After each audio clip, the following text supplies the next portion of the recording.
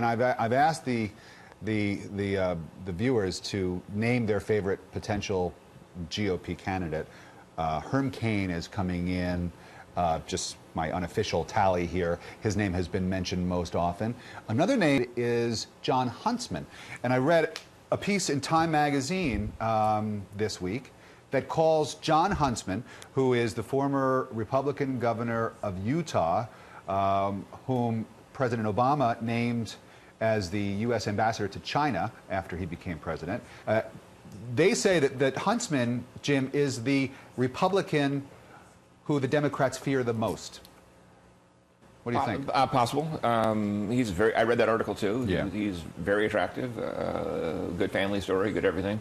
The media clearly like him. That was the mainstream media. I mean, it was a big, you know, and a very nice photograph. They went to a lot of trouble to get that one so glowing and radiant. Hire that photographer. There's not a whole lot of excitement about these Republican candidates, and maybe with Ron Paul jumping in the race officially, that might begin to change. Well, Rick, he's doing the same thing that we're doing, which is casting our minds across the Republican landscape right now and asking a very simple question. Which of these people is a plausible nominee and a plausible president? And it's pretty hard to come up with it. I mean, there are people who've generated excitement, like Donald Trump and Sarah Palin, and even Ron Paul, who has a great ability and a niche candidacy that gets a lot of people revved up, but he's not going to be the Republican nominee. And then these other people who seem either like sort of yesterday's news or so obscure that they have literally zero national connection yet. So I think it's quite possible that there really is an opening for someone that either we're not thinking of, or, you know, the Chris Christie name keeps popping up. Yeah. But I got to tell you, who among this group can you imagine is the president of the United States? Okay, well, you mentioned a bunch of them. Can you really? I can. Mitt's going to do it. Newt, didn't he? Yesterday's news. They said Richard Nixon was yesterday's news, and he won the presidency. You betting they said on Ronald Reagan was yesterday's news, and he won too. Newt? I'm not. I think he's got a pretty good chance. You do. I do. But as far as Newt Gingrich is concerned, Jim, Peggy Noonan says about Newt, and I'll look for the quote that people will. I'll paraphrase. People will line up to have him sign their books. You know, his own book. They'll go to get his signature and buy a copy of Newt's new book, but they won't vote for him for president. Well, I read that too, and I thought that was an interesting observation. Look, I think Newt has a real base of support. I think he's got a name ID. I think he knows this game, the politics of it all, and so on. And I think he's got a strong message. Smart guy. Yeah. Good speaker. Strong debater. Wonderful sort of opponent.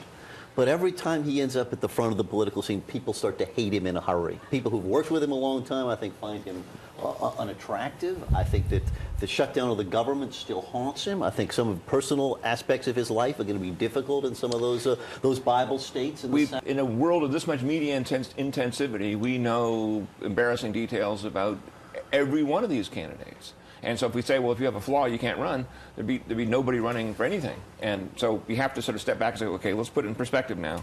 What is an ongoing violation of normal canons and ethics, and what is something that the person has apologized for and hopefully won't do again? Christie. Yes.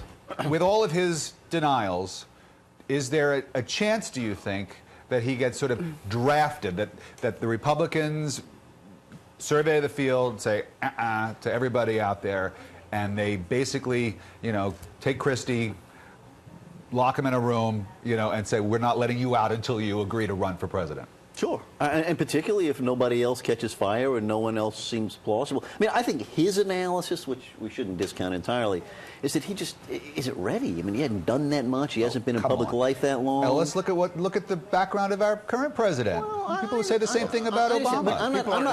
People aren't entirely happy with that choice, by the way. I'm not even arguing whether that's correct or not, but I think that's what he thinks. And maybe being a governor is a little different from being in the Senate. Yeah. Whatever. I believe him when he says that repeatedly. Then I think there is a good chance that they'll go to him. Doesn't mean they'll say yes. It just means that they'll continue to sort of try and nag him or draft him into running. Isn't it though a bad sign for Republicans at this moment when the candidates that seem to produce the most just normal excitement among voters are people that are not going to end up winning this thing, right? Donald Trump has created a tremendous amount of excitement, still is doing well in the polls, even though he's slipping a little bit.